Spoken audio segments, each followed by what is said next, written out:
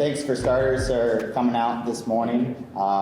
If you had a run this morning, wonderful weather, so but glad that you can be here too. So I first just wanted to start with introductions for starters. If you don't know me, my name is Danny. I am one of the buyers here at Playmakers, also part of the racing team, and a few other different things along with the store. So, but I do buy the nutrition here at Playmakers. I buy the electronics, the socks, anything electronics really.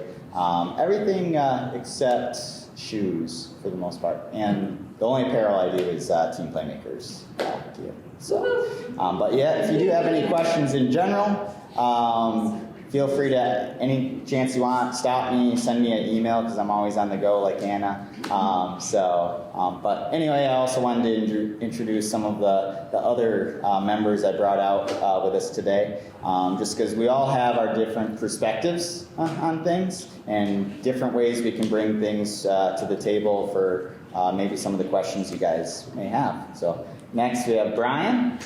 Hi, Brian. You probably definitely see me around with the blonde hair before, but just member of the racing team. Recently ran a year with Lansing Community College, and definitely kind of bringing more of the, I guess, racing aspect, or like the, people trying to improve times, kind of that experience to the table, and have definitely learned the hard way on a lot of nutrition. That's for sure. So. All right, my name's Chris. I've been at Playmakers here for about 6 months, and from an education standpoint, I have a master's in exercise physiology. I've done a lot of reading research throughout the years on sports nutrition, and been doing primarily marathoner triathlons as well for about 20 years now.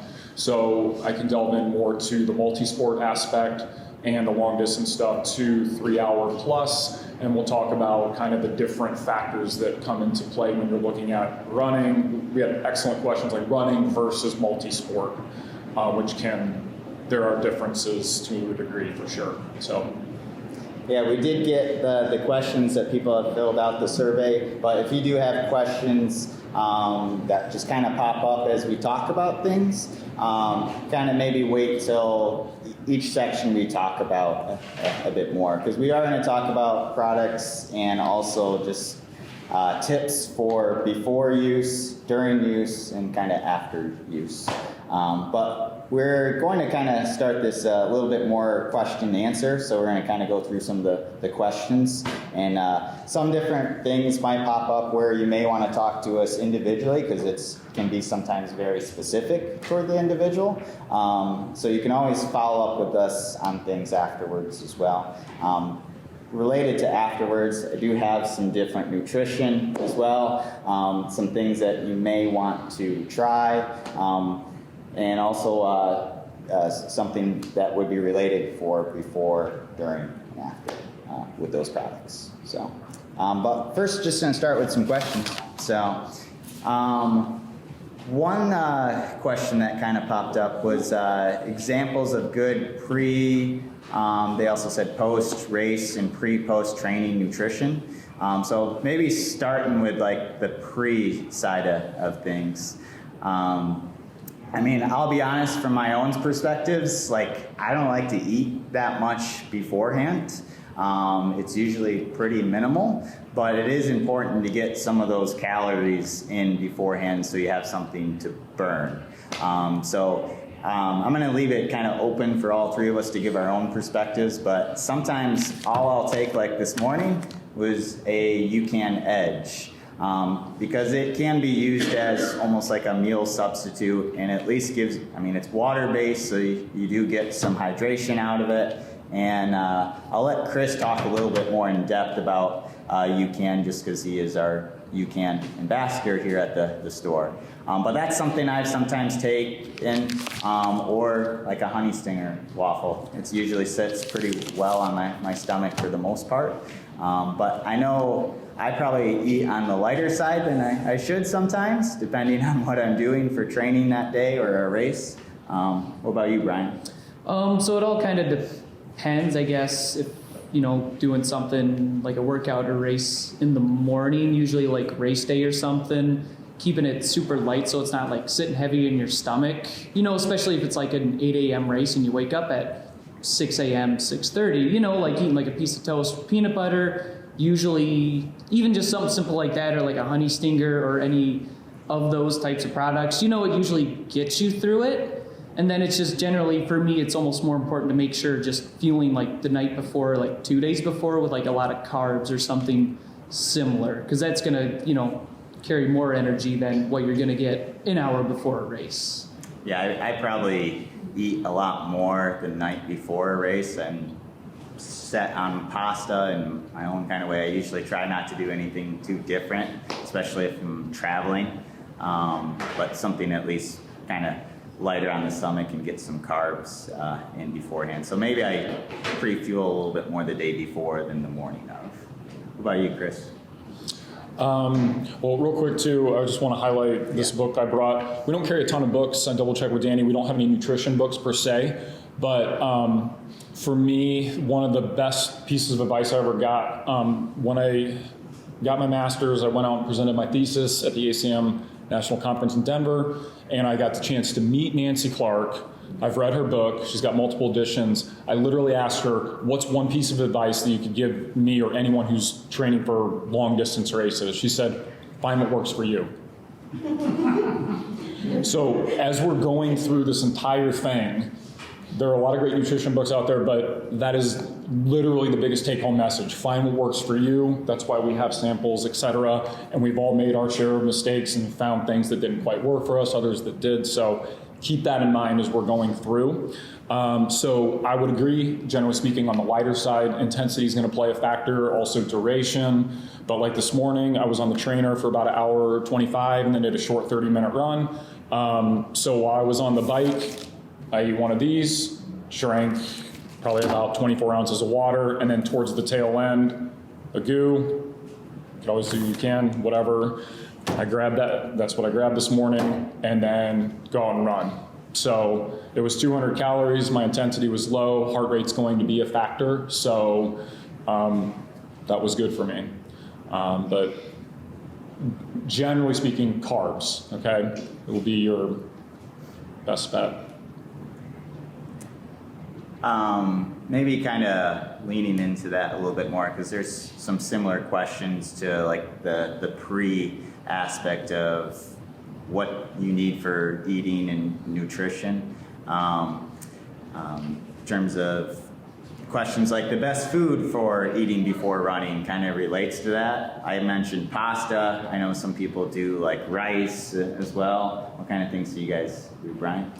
I mean, generally just something heavy, for me, like bread or carbs. Like before Chicago, I ate Chicago deep dish pizza before, but it's just a lot of the carbs and bread, or, go out to like a deli if you don't like a lot of the pasta and that, like just get a good sandwich, even with some veggies, protein, a lot of that on it. So it's just kind of something with the carbs. It could kind of vary based on what you prefer, but.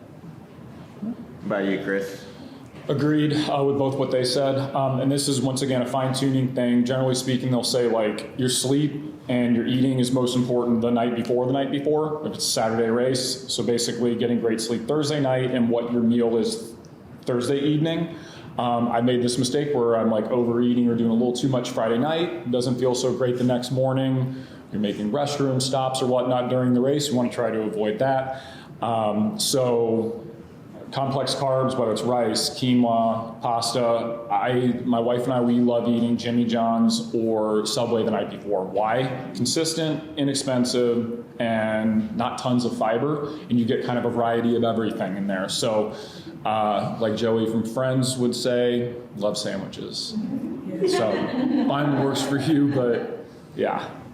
Kind of to add to that, it's, I've learned that it's better to like load up at least 2 days before instead of just straight up the night before, like a big race. Because like if it's 7 o'clock, you eat a big pasta dinner, and then like a lot of marathons or other stuff now, it starts at 6, 7 a.m. That's still going to be sitting heavy in your gut, less than 12 hours from then. So yeah, I would agree. As sometimes I'll even have, if we're talking the day before a race, is maybe a heavier lunch than a heavier dinner. I'm still going to eat dinner to where I feel relatively full, but not like I'm bloated as well. So, but finding that balance for yourselves. Taking that like a step further, because maybe this is related to that question, is people might be talking about eating before the day of the race. And I kind of mentioned some of the things I do. I know sometimes people have like just like peanut butter on toast or like yogurt or granola or something. What about you guys? I mean, generally it could be something lighter like peanut butter toast, usually for like a 5K or something like that. It's like it almost feels weird because you like feel like you need to eat or get a lot of energy, but it's like you already did all that in the days before, you know, so you almost, for me, it's just something to kind of shave off the, you know, like hunger cravings. Like it almost feels kind of weird, but you know, you just kind of got to trust it and be like, you know, ensure that it's just something light. Yeah, agreed. Shorter distance stuff, the intensity's higher. I'm gonna eat a little bit less granola bar, orange, maybe a little bit of peanut butter, just get a little fat in there. And then before longer distance stuff, I mean, I've literally been doing this for, when I say longer distance, hour and a half, 2 hours and beyond. You can 2 scoops of that, and then 2 scoops of a plant-based protein powder, about 400 calories. Shake that up, then and then I just kind of like IV drip that throughout the morning, drink coffee, whatever, and then maybe a gel before the start of the race, 15, 30 minutes before, and then rock and roll time, and then of course fuel during. We'll talk more about that with the questions later. So yeah. Yeah, so maybe kind of related to that. One question was pre-race snack, drink. I think you could take that a step further in terms of like workouts and training as well. Typically, I do like to hydrate really well. Like, say I'm working a 9 to 5 job, is I'm hydrating throughout the day as well. Because that way, when you're about to run, say at 6 o'clock on Wednesdays or something like that, then I'm fueled. Otherwise, 5 to 6, maybe not enough time to fuel beforehand, depending on the person. So. Question from Tina. Yeah, just touch base real quick on like a long distance triathlon race day, and doing an event like that, super important, at least for me, the whole week of an Ironman event, half Iron or full Ironman event. I'm really watching what I'm eating the whole entire week. Like you said, having that bigger meal 2 to 3 days before the event itself, and then on race day, you know, our race starts at like 6:30 in the morning, getting up 2 to 3 hours before the event and making sure that you're getting what you need in your body early. And I would even say practicing that before race day so you know what you can handle, and getting up that early that morning of the race and knowing what that feels like before actually race day. So practicing that ahead of time. Yeah, I like to do that for, say, like last night. I'm like, all right, I know I got a longer run this morning, so I'm doing that consistently just to kind of test things. And then you don't want to try anything new race day or even days before. So that is the whole lot. So anything you're eating for meals to nutrition, race day, don't do anything new. So. Yeah, Go ahead. you need to train your nutrition Right. as well as your body. So that's incredibly important during the training cycle, is treating it often like race day. Yeah. You know? And so the lead up to those really long training days, for example, or really intense training days, what are you doing? Are you reducing protein and fat 2 days before and upping the carbs? And really, race morning, what you're trying to do is just replace what your body has used out of your liver overnight, and because you should have all the glycogen already stored in your muscles waiting there for the race. So, and the other important thing the day before is not training, not walking around the city that you're in for 5 hours, and trying to keep the glycogen, which I know we don't do. But trying to keep the glycogen in your muscles for the race, so. Right, yeah. I mean, you're there for a reason. I mean, we were just at Shamrock Shuffle in Chicago a couple weekends ago and trying not to walk around as much as we wanted to. So, but any like race that I have to travel for, I typically try to like, all right, get there maybe a couple days beforehand, and hopefully if I want to, stay days after the race. And then it doesn't matter, my legs have already went through the work of the race and kind of do it that way. So, but thank you for both of those. Anything you guys wanted to add? I think we'll touch on, Go ahead. kind of a lot of that later, the other stuff, so. Maybe just kind of going past like the pre-aspect of training and running, get more into the during aspect. So one question was how do I know when to fuel or hydrate is needed, and how do I plan for it? So if you're not aware, I mean, water is great for hydrating, but may not be all of what you may need. You may need some electrolytes to refuel. If you've ever had a run where you have had like salt on your skin, I mean, that's kind of an instance of maybe in terms of fueling with more than just water.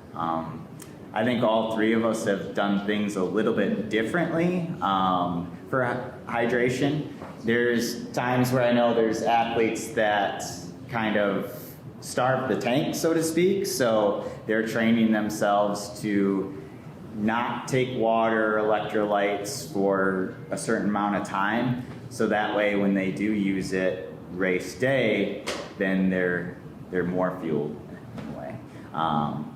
Personally, that's not my course of action. I know there is a certain amount of time I can go without necessarily having something, but I do fuel with Scratch Labs with their hydration mix. That's something I'll usually be sipping on throughout the day, whether it's for a training run or race day. And then a lot of times, because you don't know what's going to be out on a course unless you look ahead of time, something might not work for you. I can't do Gatorade. There's too much sugar on it, and there's too much artificial stuff for all their products, that I usually rely on water, or I have my own option. So that's kind of to the individual on what works for them. What about you guys for fueling? For me, from what I always remember being told, at least, for kind of training, it's going to be different for races and that, but it's like when you're kind of moving for over 2 hours is generally when you, or at least for me, want to start considering using, fuel, or at least finding some sort of gel, electrolytes, something that kind of hydrate along the way. For me, like under 2 hours, I can be generally fine, but it's, trying to figure out like kind of where that limit is for you, and making sure that you're not, I guess, starving the tank in this case. It's almost, I've learned the hard way that it's like if you almost feel like you need the nutrition or you're out of that energy, you got a lot of electrolytes in that, it's already too late. So it's almost, you need to preemptively fuel up, even when you think you don't need to, because it's going to take time for it to kind of settle in the system, so that when you actually do kind of start to run low, then it settles in and you're good to go. Yeah, I mean, taking it past just the hydration side of things, it's kind of to the individual to try products to see what works for them during the activity. So whether it is in form of a gel, if it's the form of a chew as well, or maybe it's your hydration mix entirely as well. You're gonna have to kind of test things out to see what works for you. And maybe related to some of the questions I've seen is, well, I'm not sure if I like the taste of this. Well, do the benefits of the product outweigh what the taste is? You need to kind of balance that though, so you also need to make sure you're not having any gut issues or anything like that. But testing the products in the atmosphere you'd be using it. Can I add something to Yeah. that too? Don't wait a month before your race either. Correct, yeah. Do this months and months in advance so that if something doesn't work, you still have time to try something else.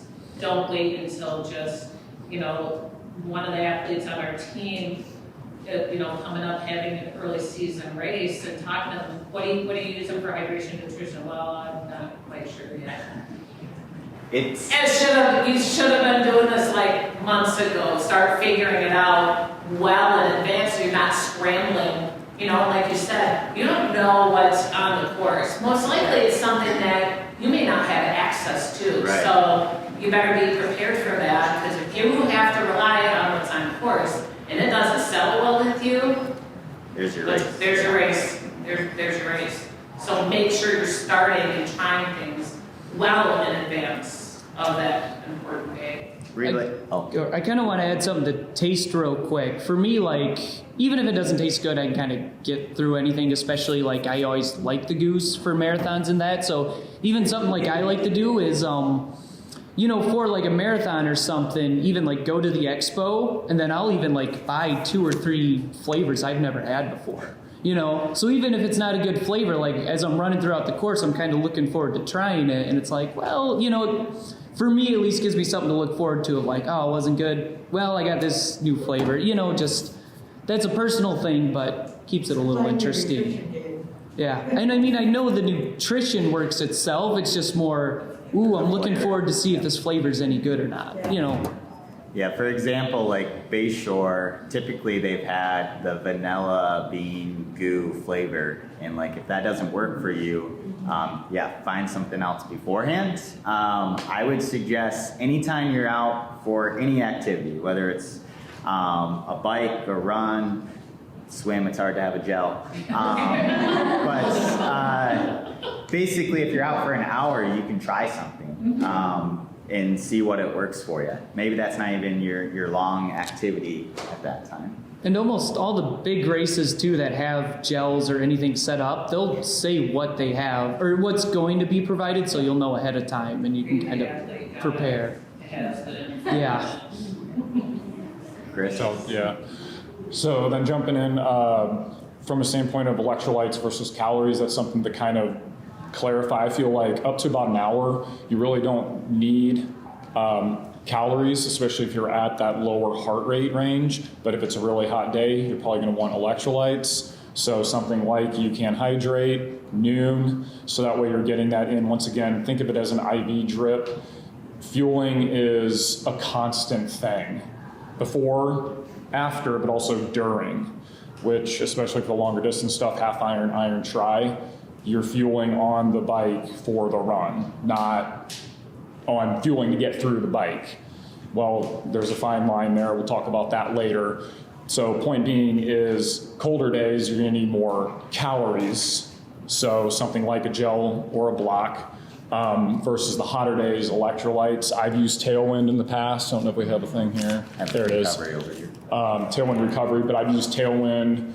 Also Scratch, and then many years back when I first got into longer distance tri stuff, I always loved Hammer Nutrition. We don't carry that, but their electrolyte, their energy drink is Heed. I feel like Tailwind and also Scratch are in that same realm of pretty solid ingredients compared to like a Gatorade or a Powerade. You're going to get electrolytes in that mix as well, and it's a milder flavor.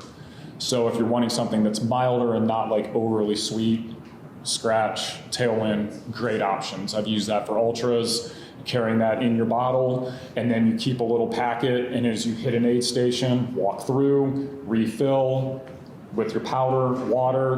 That gives you a second, heart rate down, you get the nutrition you need. If you're out there for 4 or 5 hours on trails, aid stations are 4 to 5 miles apart.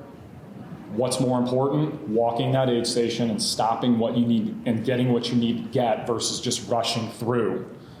And triathlons in the summer, 70, 80 degrees, I'm walking aid stations, water on the head. You're not going to do that if it's 0 degrees and you're running through snow. Okay, calories are more important. Just so make sure temperature it's water and dependent. not the Gatorade. Good point. Sticky stuff on your head and all over your glasses. Right. So we can delve into all that more, but that's kind of like, there's multiple factors there. Temperature is going to be a huge factor. So, and then practicing. And basically they say, you know, if you're like for a couple hours, you know, 30, 40 grams of carbohydrate an hour. When you get into the 4-hour distance, you know, up to 90 grams of carbohydrates an hour, and, you know, through whatever means you like. But you do have to train yourself to do 60 or 90 grams of carbohydrate an hour, and you have to plan for it because you're going to have it available. And I've always heard, the lesson I learned was, if you're going a longer distance and are going to have to use carbs during the event, you don't wait an hour or 2 hours and then start them. You start them after 30 minutes so that you stay awake or stay ahead of your carb depletion curve. So If you're feeling depleted, it's too late. it's way too late. Yeah. Yeah, it's kind of that ongoing game. I generally like to go with the 60 to 70 minutes, roughly an hour into anything that's 2, 3, 4 hours or longer. And then the general rule of thumb, Hammer Nutrition always said this, and I firmly believe it, and many nutrition books as well, about 200 to 300 calories per hour past 2 hours-ish. If you do too much, your gut can't handle it, especially when you're in motion. So if you're going above 350 calories, it's probably going to be too much, especially if it's solid. That, once again, something to experiment with. Solids are easier to consume on the bike versus running. And then swimming, kind of a different story, but we can chat about that if anybody wants more there. But Yeah, just kind of, general rule of thumb, 200 to 300 per hour. so like one thing that we've kind of put together, and it needs to be updated a little bit in terms of products, but in terms of rule of thumb, I have about 25 grams of carbs every 30 to 45 minutes for activities that last 60 minutes or longer. That's going to be tweaked for every individual. In terms of calories, about 100 calories every 30 to 45 minutes of activity that lasts 60 minutes or longer. So if you kind of do some of the math and say it's a 4-hour marathon, you're going to be having probably at least I would say calories. Maybe 6 gels on you or something like that, 5, 6 gels or whatever it may be. Related to the product side of things, that can be different for each product, so don't use that same rule of thumb, but most products will have about 100 calories on them. Things like chews, so what's the benefit of those is you can just kind of pop them as you go. A gel, you are going to have to take the whole thing at once. But related to that, you should have it with water or electrolyte drink as well, because one, it might help it get down easier, but also it absorbs faster as well. So chews is I think the first thing I started it with training, because I like the idea of, well, maybe I'll just take like 2 or 3 every 30 minutes. Where like the gel, I was like, I gotta take this all at once, you know, kind of thing, and time it with your aid stations as well. So that's maybe some research you may want to do beforehand, is like, if it's a race that doesn't give you nutrition every mile, you may have to plan that out a little bit more.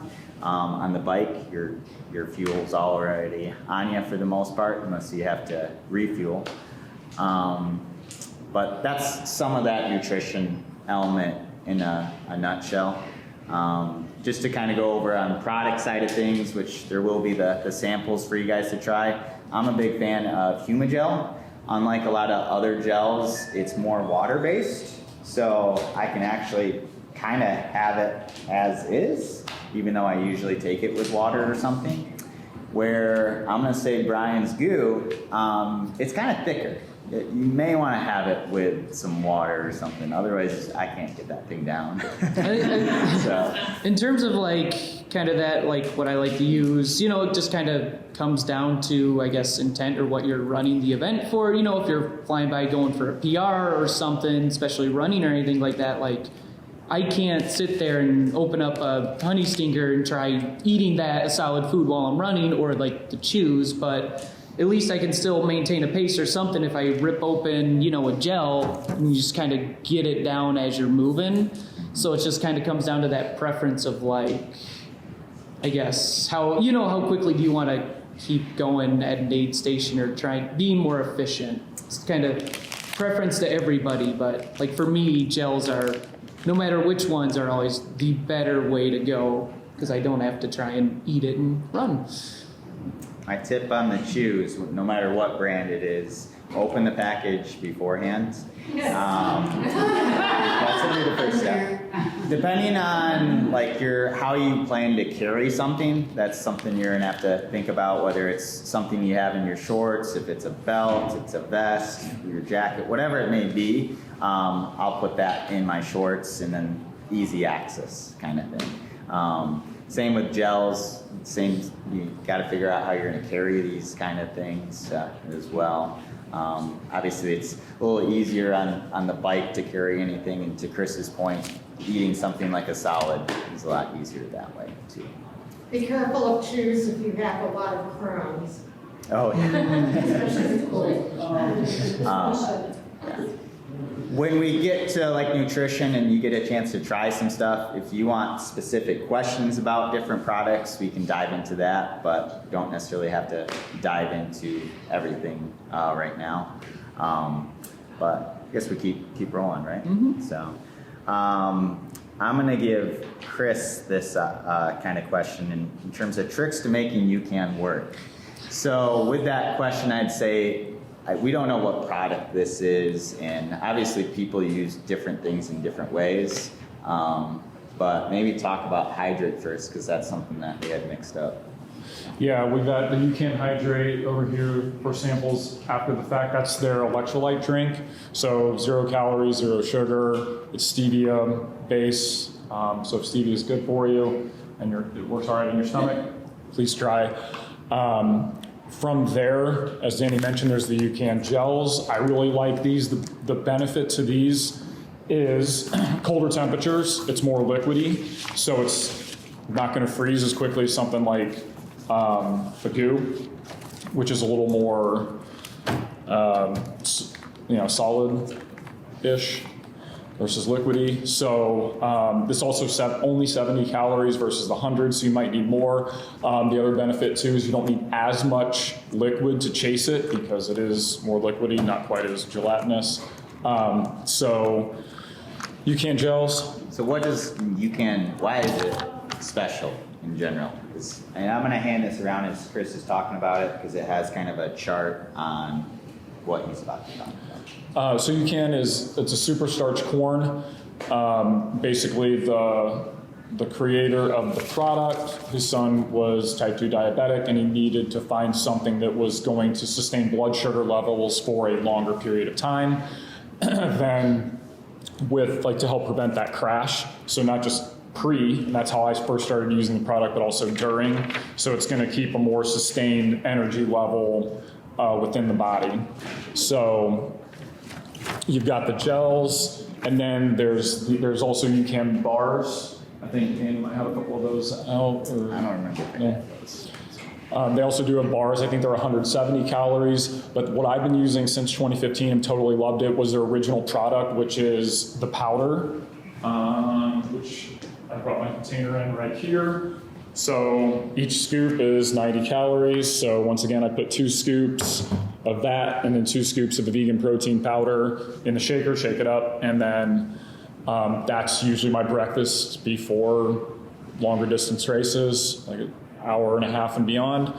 And then it is a little more like a chalkier kind of a consistency. So I know some folks they don't quite like that. So you could, like in my instance, what I do is mix that vegan protein powder with it so that 1, it gives more flavor, and 2, it's giving more calories, and I'm not just doing, 4 scoops of UCAN. So basically there's a lot of different products that you've got within the brand. It's that super starch corn to help sustain blood sugar levels. I think mentioning the kind of sometimes the starchiness of the UCAN can go back to the question of like how to make it work. I guess that's why the training's important in that sense of just making sure so you don't just pull out the UCAN on race day and try it and you're like, oh, I actually don't like that. Or, like the Huma, but then you can kind of experiment so you know ahead of time, because there are other similar things. It's just you need to find, everybody's different. You find what works for you, but that's why trying it before in the training is important. Yeah, I know they have a nice chart on the back that's like, well, how long are you going to be out there? So it's going to give you a recommendation of how many scoops to have related to that. And that could be something that a lot of people think just before, but during. So like if you wanted that in one of your bottles on the bike or something like that. This would be great on the bike. Yeah. Like energy drink. And then obviously figure out the consistency that's going to work for you. On the run, maybe a little bit chalky, but that's why they created this. Is basically that already made up as well. So they don't really do individual pouches on those kind of things, but the UCAN Edge kind of gives you a guideline to what that's going to be like. So that's something else that I use on the course. I basically use Hemagel and UCAN, do a little rotation if I was doing a marathon, for example. And then, like Chris was talking about having something beforehand, I'll pop one of those or I'll have my mix, usually about 45 minutes or so before the race starts. So. And having the blender bottle with the steel ball in there will really help get the consistency less chalk. That's going to be important for any recovery drink, protein powder, across the board. You want to shake that up really well so there's not chunks in there. Sometimes ice can be beneficial to add into some of that stuff. Like for example, Noon. It does kind of carbonate things a little bit more. You add ice to that, kind of breaks down that carbonation a little bit more. I know we don't have that opportunity necessarily for training here on Saturdays and whatnot, but for your own personal use, if you're carrying something, that can go a long ways. Yeah. Anything else to say, I guess? Let's see. I'm going to do this question. What is a great recovery drink?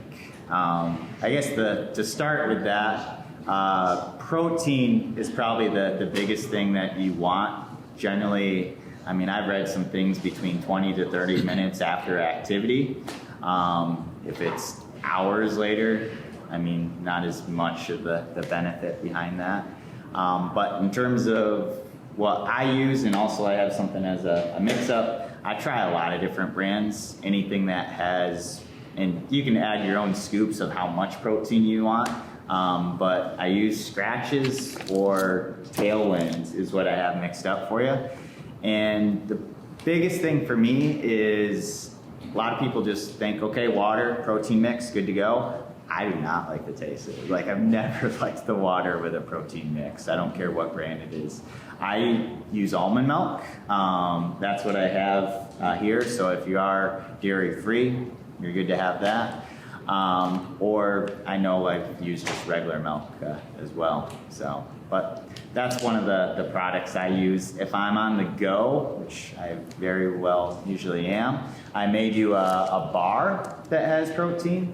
So for example, this exact bar has 15 grams of protein. That's pretty high for the most part. That usually kind of gets me by. What about you guys? I think, and I mean, we've mentioned it several times, the key takeaway, really is the trial and error of kind of all this stuff. And even that extends after the training, because like usually I don't do the protein powder, but I prefer something like a bar, to even like snack on if I'm going back to work or something afterwards. But then even getting into that, even something like the exact bars, they're more of like a wafer. It's like a chocolate wafer. They're good and all that. But sometimes, like I don't like the chalkiness. So then, there are other protein bars that might be more dense, or, it's still just figuring out maybe which one you prefer so it doesn't feel as much of a chore to kind of get through all of it afterwards, like you kind of should. And then to add to that too, like some are, chocolate covered, some are not, and I've definitely left those exact bars in my car for after workouts. And it's not good. This particular product, like if you guys ever had like a nutty butter bar, like it's kind of like that. in a way. But yeah, different flavors. For the protein side of things, a lot of products will have whey, or the other option is a plant-based if whey doesn't agree with you. So look for that on products. Even UCAN does have options for that. It would be a plant-based, usually from like pea protein. What about you, Crystal? Yeah, whey doesn't work for my stomach, so I avoid any whey-based or chocolate milk, like absolutely not. So UCAN's plant protein-based recovery drink or the recovery bar, pretty straightforward. All right. You do need to be taking in carbs as well, not just protein. Yeah, carbs, protein, it's definitely a blend. Yeah. Go ahead. Would you ever try and get protein in during the workout? We're also probably a long thing, I guess is my question, not necessarily for the shorter ones. Sorry, so more so for this. If I can tap into going back to a lot of the reading I did with the Hammer Nutrition stuff, generally speaking, carbs, and then once again, recovery, generally speaking, carbs, but because once you get 5-6 hours and beyond, you're starting to break down more muscle tissue. Small amounts, 10 to 15% of that percentage, so like 15% protein, 85% carbs can be helpful. They created a product called Perpetuum that had protein in it, and when I did half iron stuff, that's what I used on the bike. Obviously with the right consistency, making sure it wasn't too thick, a little bit more watery, but yes, can be beneficial over the long haul. I would avoid fat. Don't do that. Ate some peanut, chocolate things during some winter trail ultras. Not a good thing. Avoid fat, but yes, protein. I've definitely taken a small amount of protein on the long bike. Yeah. Totally. Yeah, absolutely. Yeah, you're welcome. Good question. That kind of went into my question of what would like some advice on nutrition for long distance triathlon, general daily nutrition, targets when training for longer distance.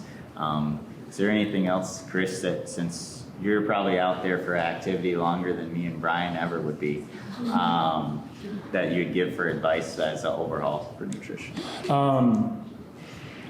If we're talking general day-to-day nutrition, that could be a long conversation, so we'll try not to go too deep into that. Obviously doing the best you can to eat as quality as you can on the day-to-day, try not to overeat at night, make sure you're fueling yourself in the morning, and like Danny mentioned, if you're doing your workouts in the evening, fuel throughout the day, get hydration in, some sort of electrolyte mix, etc. And then thinking about what your workout might look like the next day. Generally speaking, for like if you have an off day, it might be helpful to just eat a little bit lighter versus if you've got a longer session, making sure you're fueling throughout the day, but then especially afterwards. And then, let's see. So that's kind of general, like week to week, day to day kind of a thing. Being aware of things. Also pre-race, another thing we don't really highlight. Week of, especially for a longer distance event, cutting back on fiber a little bit, in particular the 2 to 3 days before is a helpful thing to prevent restroom stops during event. And then when we're out on the course, then just like we talked about, planning and fueling appropriately, which I know a few more questions are kind of going to delve into that. Maybe, go ahead. I think we got it. Go ahead. Oh, go ahead. Yeah.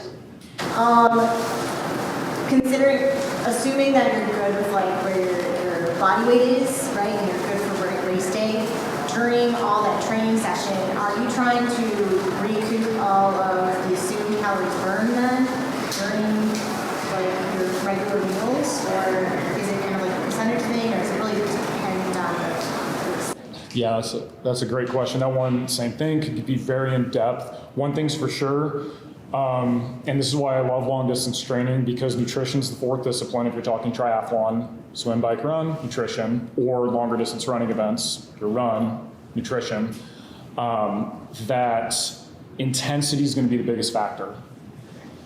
Like if I'm going out for a bike ride, 90 minutes to 2 hours, lower heart rate, 110, 115, that's zone 2. When you develop that zone 2 and you train your body to burn fat as fuel, that's the most important thing to being successful in long distance stuff. Meaning you don't need to consume as many calories versus race day, half iron, 5 hours, 6 hours, whatever it might be, and you're going at that intensity, you're gonna need to replenish and refuel more post versus a zone 2 session. So it's fine tuning and knowing what your sessions look like and then fueling appropriately beforehand. Oh, I've got a 4, 5, 6 hour brick, whether it's a swim bike run, or a bike run, or a longer training run for an ultra, then fuel appropriately for that as if you're planning for your race. But if it's a zone 2 session or it's during the week, hour and a half, 2 hours, make sure you're not over consuming, because then finding that correct strength to weight ratio is obviously important for performance and then overall just general good feeling. So it depends on intensity, if that makes sense, and duration. Yeah, that's really helpful. So yeah, like I guess for instance, racing an Olympic distance try, 2.5, 3.5 hours, whatever that might be, could be require more refueling and create more hunger than a 4-hour zone 2 bike ride. You will fuel differently for both of those. Great, thank you. You're welcome. Great question. Post-training or post-race nutrition, because you can never replace all of the calories during the Yeah, replenish, not replace. I got one. Yes, because it's impossible to do that, and you're just going to put your gut in a tizzy.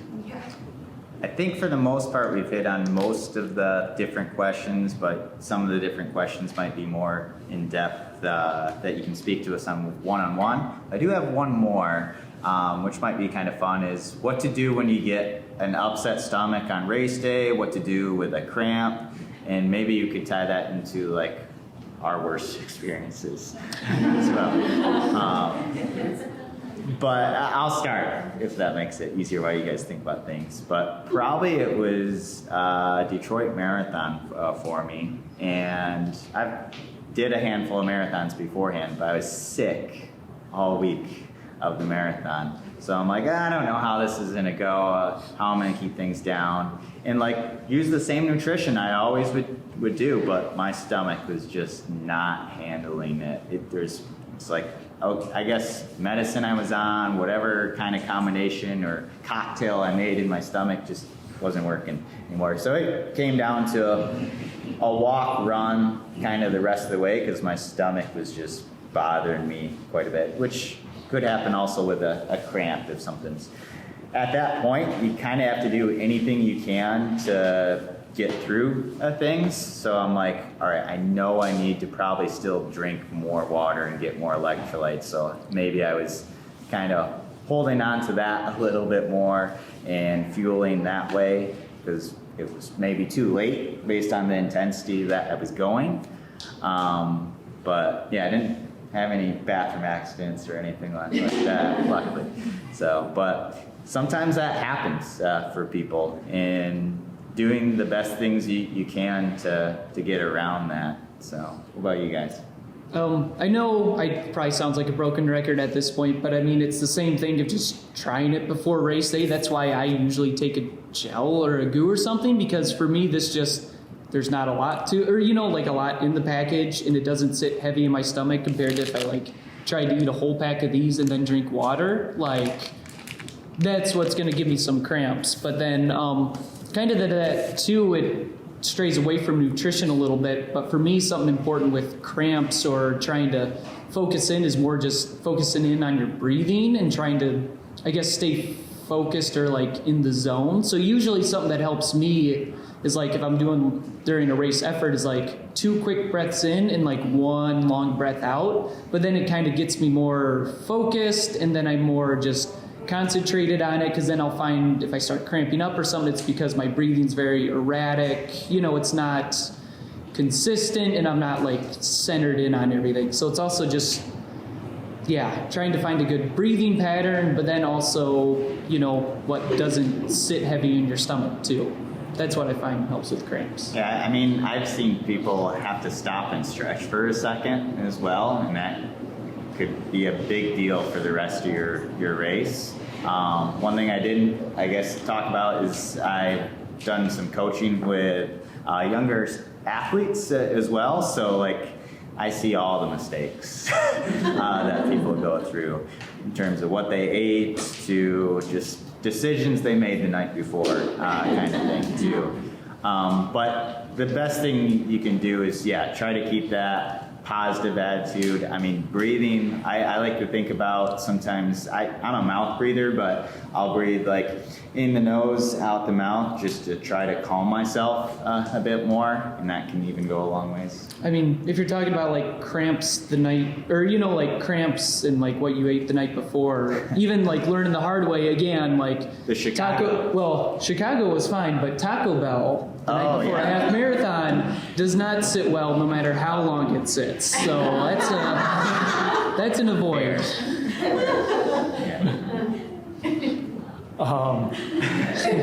Great pieces of advice, no doubt. So kind of going back to what they said, preparing ahead, we talked about, to an extent, temperature. Warmer it is with your hydration on course, what you're carrying, have those electrolytes in to help prevent a cramp before it does occur. That's always going to be helpful. Longer distance tries, there's a lot of times where they'll have flat Coke at the aid stations. That can be very helpful. So that's something to practice. Even I've talked with folks who literally, I kind of experienced this chicken broth at Ironman Wisconsin. Yeah. It's the sodium and it's the soothing nature that it brings to the stomach. So flat Coke, chicken broth for those long distance tries. And then if you've ever run the Grand Rapids Marathon, which I've done quite a few times, this guy has, he's done the 10K there, so he's experienced the amazingness.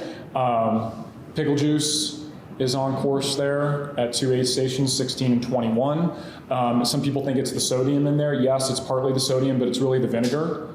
Chicken broth kind of settles the stomach, vinegar and pickle juice settles the stomach. And then I know some folks who will, in those longer training sessions or races, carry Tums with them. Have that on hand in a plastic bag, and just know that if that becomes the last resort, then you've got it with you. Once again, it's planning ahead, set yourself up for success versus, oh, crap, what do I do? I'd say just don't be afraid to try something in the training. Even if it seems like it may not work, it may, you may get cramps during the training run, or, it may not feel great, but then or if it sounds, like the nutrition sounds crazy or something, then it may work. It's a lot of trial and error, and sometimes you learn it the hard way, or sometimes it works out really well. But you just can't be afraid to try it and experiment with it, before race day. So my husband and I, many years ago, were doing a half Ironman at Steelhead. Towards the end of the race, his muscles were cramping really bad in his legs. Guy came up on some salt, he had base salt. Took a lick. Oh, it's like miracle. Ever since then, we've, especially on long distance triathlon, carried base salt with me. I may not always use it, but I have it in case I need it. So what are your thoughts on that? And also being careful that you don't overdo it with the sodium. Yeah, so we could really dive into that one. Going back to the Hammer Nutrition days, I don't know if we carry anything that is more of a salt tablet, Endurolites. Endurolites from Goo, yeah. And I've had a lot of longer distance athletes have that on them just in case. Or maybe you need the electrolytes and you just don't want other routes of taking products. Yeah, that could be. Yeah, some sort of an electrolyte tablet, or whether it's a tablet that'll dissolve, or an actual pill, a capsule like Endurolites, what Danny just mentioned. That's something that I've used especially on hotter days when, marathon or longer distance try, where it's in the 70s and 80s and you're just sweating copious amounts of sweat, but also salt. Another thing too is 2 things to avoid. Don't just do sodium. Okay, magnesium, calcium, chloride, potassium. Those are the important ones. We all have a lot of sodium based upon our daily diets within our body. That's not the important one. It's the spectrum of electrolytes. And then also making sure you're bringing those in so you don't run into hyponatremia, where then you're basically like waterlogging your body in lieu of spilling out, sweating out all of these electrolytes. So finding the balance, not too much salt, because then that can cause gut issues and just you feel bloated and like water retention because it's too much. But then also getting those electrolytes in, once again, experimenting to determine how many per hour based upon the conditions and the temperatures. Yeah, and sodium is one of those things you can do, like, I don't know if the proper phrase is sodium load, but in the week before, instead of relying on getting it in on race day, which is not necessarily a good idea, you can salt your food at the table, and you can eat high sodium snacks, and eating canned soup, which always has a lot of sodium in it, the week before, even if you don't normally eat high sodium foods, and kind of sodium load before the race day and not relying on the sodium tabs. And also something I just read, which makes perfect sense, if you have hypertension, don't use salt tablets. And be very careful with the sodium loading as well. I guess it kind of depends on what's the ratio of the electrolytes, because electrolytes, you've got to have them. Too much sodium, in my opinion, is not ever really a good thing. It's that spectrum of electrolytes, which that's what a lot of these products will aim for, like you can't hydrate, like Noon, like Scratch, Tailwind, etc. So it's finding that balance, and then also knowing what level do you sweat, and then kind of what's going to work well for you with that ratio. Yeah, have any of you done the weighing before, weighing after training to see how much you actually sweat? Not personally. Not. I haven't either. I mean, I've done things during training just because there can be like, in terms of a training weight versus like a race weight kind of aspect, but that's about as far as I've went. I mean, quick ways, back in the day, I haven't done it in quite some time, but I mean, if you go out for a 2-3 hour session, really warm temperatures, and you're sweating quite a bit, you could be 3, 4, 5 pounds down. And then, so it's 16 ounces per every pound. And once again, not just water, electrolytes as well, so it has something to stick to, and you're replenishing those electrolytes that you lost versus I'm just going to drink a bunch of water. So that can be a helpful way to determine how much liquid do I need per hour in warm conditions. Definitely. Question? Maybe kind of a compounded question, but I haven't seen anything really bad about caffeine, either before a race or during a race. And on that subject, there's an explosion of energy drinks and recovery drinks on the market. I'm sure the dedicated runners, yes, you avoid a lot of that. You read the literature on at least read the can. All the B vitamins and stuff, and the main thing is caffeine. So other than the diuretic effect of caffeine, there doesn't seem to be real bad issues with it. If you use caffeine before a race. I think, it goes back, like kind of personal, but for me, like if I drink coffee, it might have more of an effect on my system, but even something like a lot of the goos or like Noon or anything like that I'll take will have caffeine in it. I find, at least, with it's a lot more intensity, like shorter half marathon, 5K or something like that, I'm able to, it at least helps me just more focus in, and kind of settle in, and I get my breathing down more. It's more of just like that personal effect to it where I'm able to focus more on the race, and I feel more, kind of alert during it. But at least for me personally, I find that caffeine and all that helps, and then usually trying to do some sort of it before the race especially. Not really sure of after, but. Yeah, I know some people do things before or on the later stage of races as well. as someone that doesn't drink coffee and I don't do anything with caffeine, I usually stay away from it.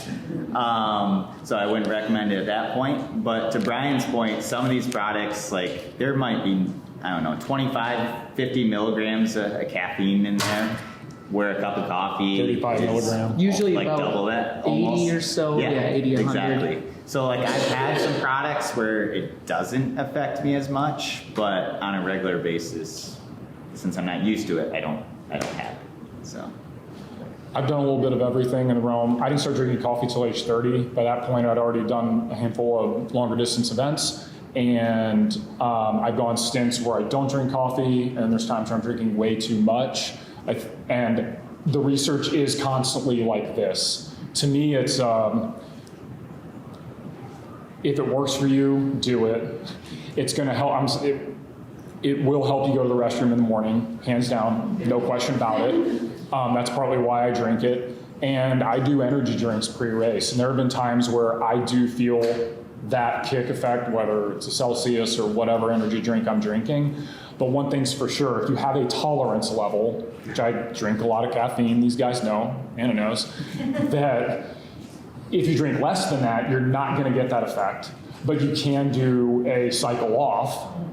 Your body's used to it. Let's say you're leading into a big race. If you're able to, 1-2 weeks, no caffeine, morning of, you drink 2 cups of coffee, you are going to be lit up in a good way.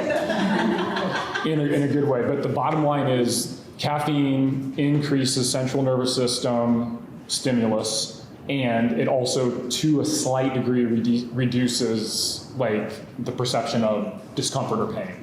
So I find it beneficial. But if you're not used to it, don't do it. I'd be aware too, just to make sure, because I think so with coffee and that, you could maybe dehydrate yourself a little more. So, just being aware that you're keeping up with the rest of the fueling along with the caffeine, or if you may need to fuel a little more, don't let it slip away from you.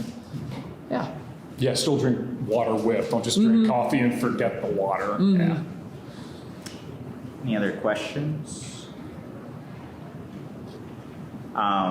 You can always follow up with us. Most of the we staff all work members, here, so yeah, we're here. because everyone has different experiences and information. I mean, in terms of a lot of people think things in terms of, I want to say pace in a way, but it's more based on time. So thinking of it more in that direction of how long you're going to be out there for activity is a key element. And then the last thing on the product side of things is, yes, look to see if products have caffeine or not, if you'd like that.